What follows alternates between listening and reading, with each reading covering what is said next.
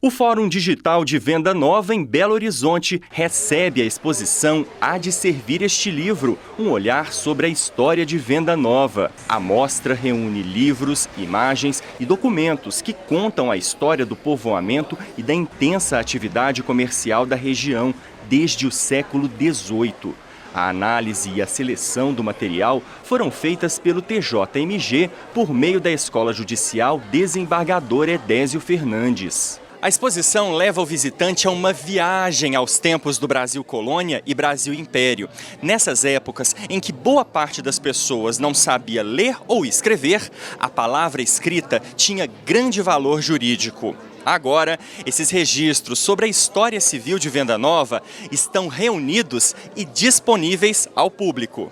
Cada livro traz elementos da cultura e da sociedade brasileira colonial e imperial, como cartas de alforria de escravizados, cessão de imóveis, inventários e até documentos que relatam a repressão de comportamentos inadequados para a época. A história contemporânea de Venda Nova também está retratada por fotos e imagens nos murais e por documentos na bancada. Todo o acervo da mostra foi reunido pelo TJMG e parceiros, como a Paróquia de Santo Antônio e o Cartório de Notas e Registro Civil de Venda Nova. O tabelião titular Eduardo Calais falou sobre a importância de apresentar ao público parte da história notarial de Venda Nova. Então foi uma oportunidade que a gente teve de compartilhar isso com o tribunal e conhecer também esse acervo que muitas vezes era pouco manuseado, para estar aqui hoje colocado à disposição, da população de Belo Horizonte, de Venda Nova, para que pudesse conhecer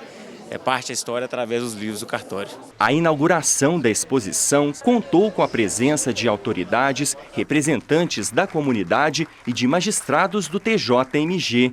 O presidente da Corte Mineira, desembargador Luiz Carlos Correia Júnior, e o corregedor-geral de Justiça, desembargador Estevão Luquezzi de Carvalho, destacaram a aproximação do Poder Judiciário com os moradores da região.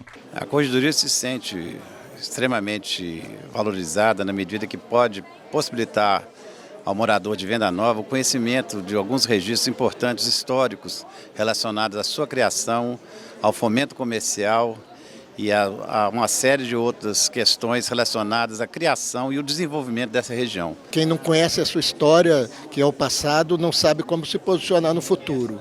E o fato de nós termos o nosso fórum digital aqui em Venda Nova e comemorarmos a história de Venda Nova, apresentando essa exposição, passando um vídeo muito interessante sobre a história do bairro, é sinal que o Tribunal de Justiça já está enraizado aqui em Venda Nova e só temos a estreitar ainda mais essa parceria. O evento também marcou o lançamento do documentário Desvendando Venda Nova.